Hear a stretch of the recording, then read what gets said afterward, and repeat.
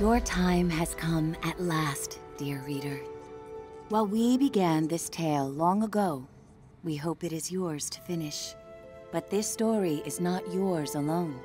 No, it is tied to another. And the journey you take together could change the fate of both our worlds. Shall we begin?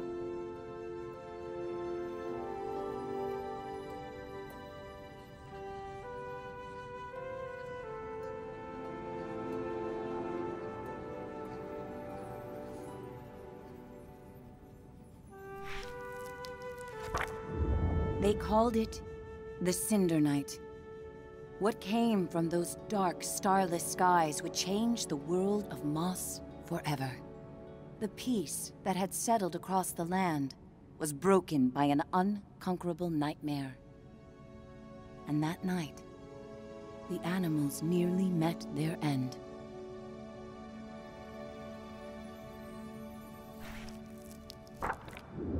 First, they killed the king.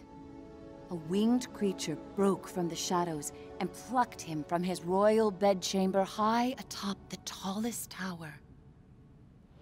Next, the serpent Sarfog and the armies of the Arcane tore up from the underworld. They ravaged the castle in search of that which gave the king power beyond understanding. One of the fabled glass relics. The King's Guard fought bravely, but the castle soon pulsed with the Arcane's evil. Every room was gutted, every statue, tapestry, and adornment hexed. But the glass was never found. Even the Meanwhile, Sir Argus, commander of the King's Guard, led the survivors west through a temple long abandoned by their ancestors, and far away from their newly risen enemies. It was an arduous escape. Finally, after passage beneath the impassable mire, they found refuge in a clearing hidden safely in the trees. Argus charged back to join the Sprite champion at the mire's edge. Together, they fought back the Arcane and sealed the temple passage that led to the clearing. But the champion was gravely injured. Clutching his glass, he retreated deep into the forest where he drew his last breath. A large tree grew upon him. It stood many years in watchful duty, safeguarding the glass and awaiting its next hero.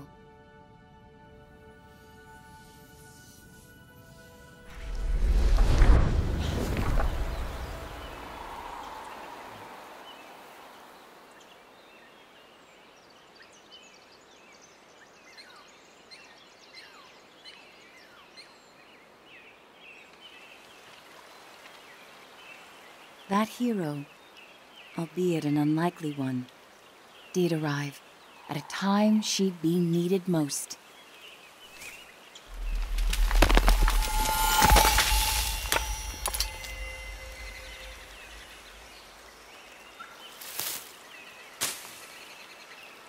Quill was out adventuring beyond the edge of the clearing. Dusk was creeping in, but she wondered what she might find if she went just a little farther.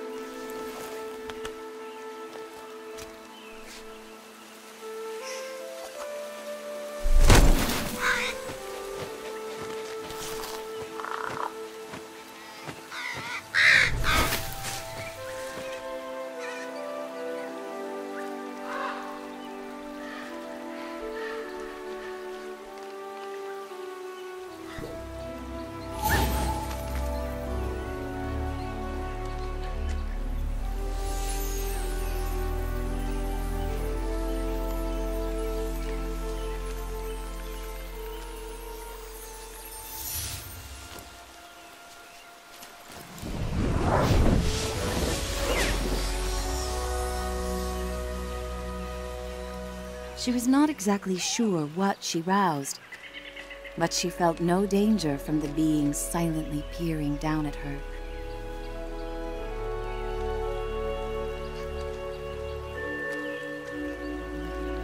Quill had to hurry. The village gates would soon close, and night would follow.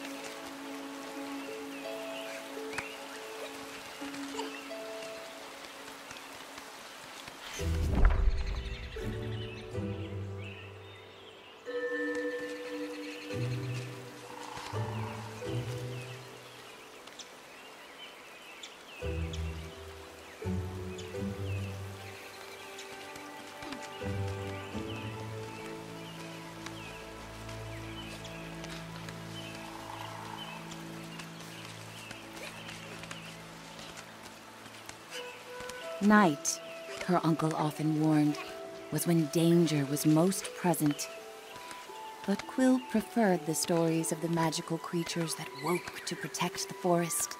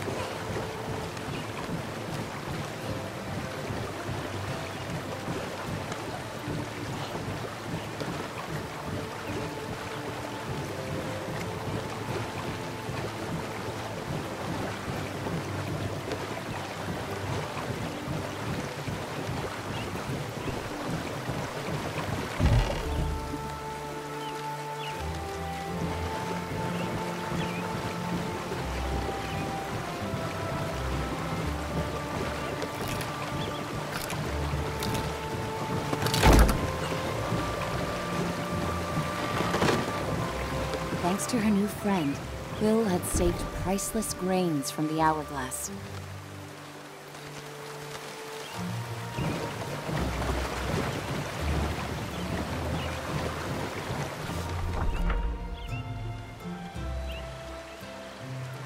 She raced to the door of the cottage she shared with her uncle, hoping once he saw her discovery, he'd lose himself in tales of its legend.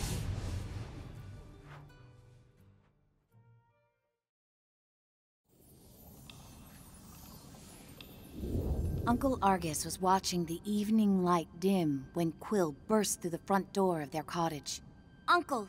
Uncle, there's something you have to see! Out past the bell again, He scolded. Quill, I've told you countless times. I know, Quill replied, crestfallen. I didn't mean to worry you, but I found something strange and magical.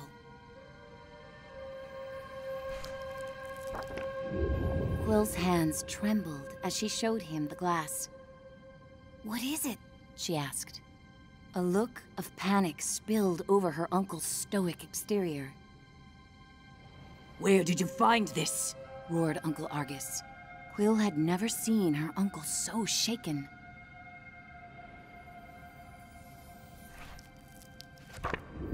"Just west of the clearing," she explained. "And as soon as I picked it up, something started helping me." Uncle Argus followed her motion. "A reader? With you, here, right now?" "Quill, what you found is very powerful and very dangerous," he said with great concern. "If I could take this burden from you, I would. But this reader has chosen."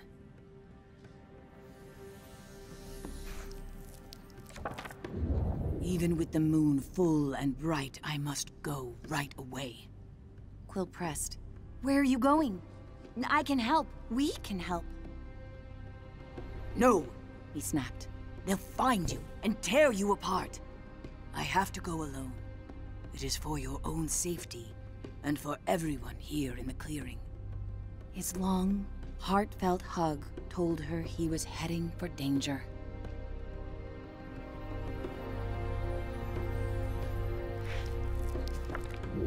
"I'll be back before midnight. Until I return, I need your word you will not leave the clearing with that glass. Promise me, Quill." "I promise," she said reluctantly, wondering where her uncle was going so deep into the night.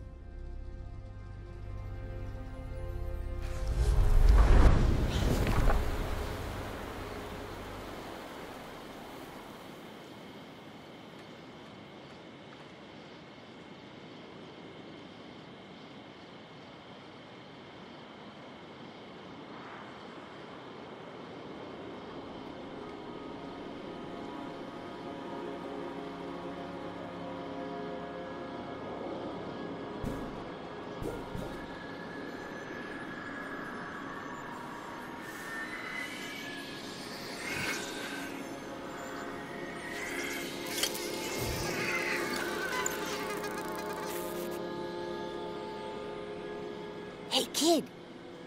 Kid! Wake up! Hey, kid, over here! I know where your uncle went. I can show you. You're twofold now. Very important.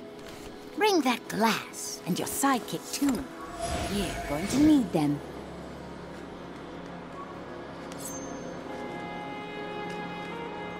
Quill called out, "Hey! Starthing, wait!"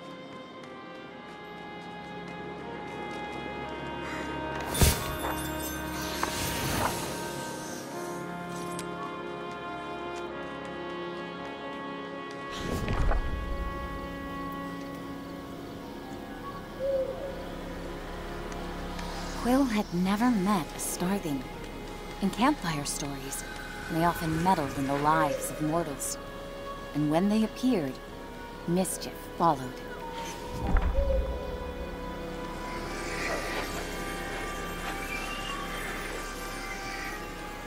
Passage through the eastern gate was strictly forbidden.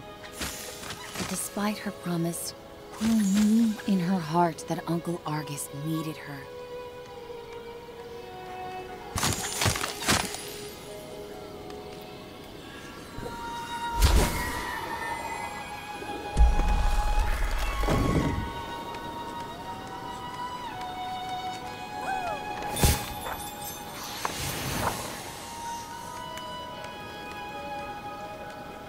Quill demanded answers. "Starthing, you can't just barge in here with your riddles. Where is he? What do you know?"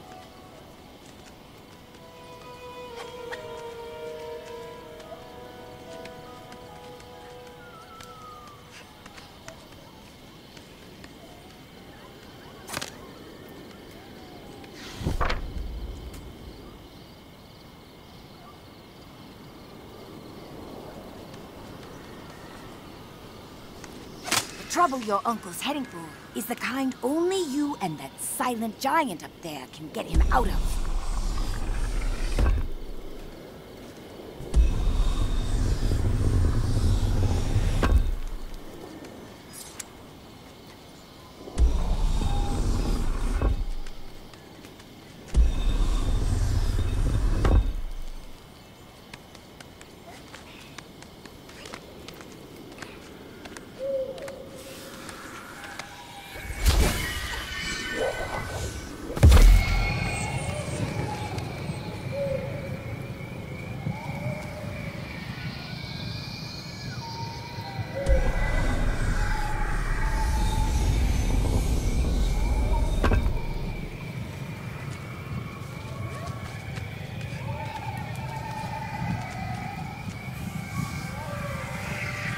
This way, kid, urged the starling.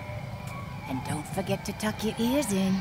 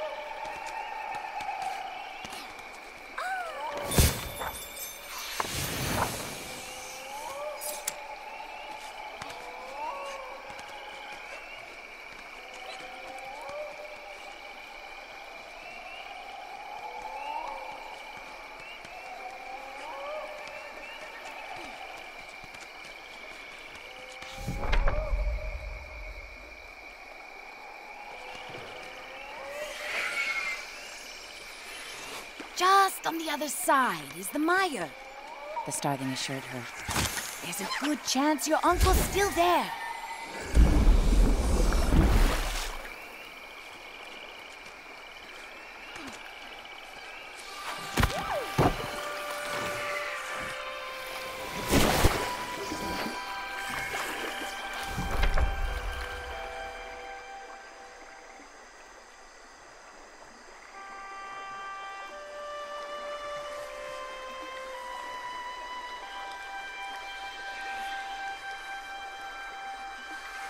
Did you hear that? The starling seemed anxious. I've ruffled enough leaves in these parts. I can't be seen with you. I'll catch up with you later. Just don't go and die on me.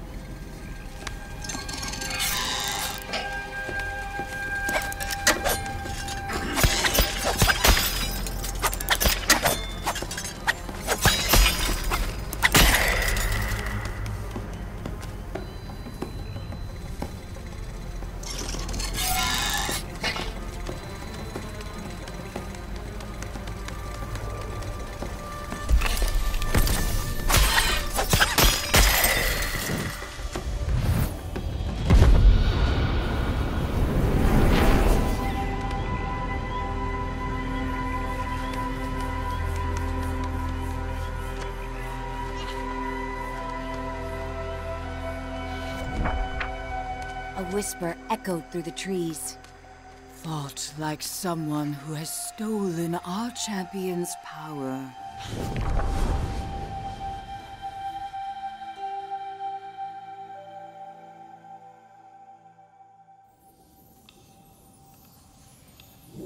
A small, yet fantastical band of sprites emerged surrounding Quill.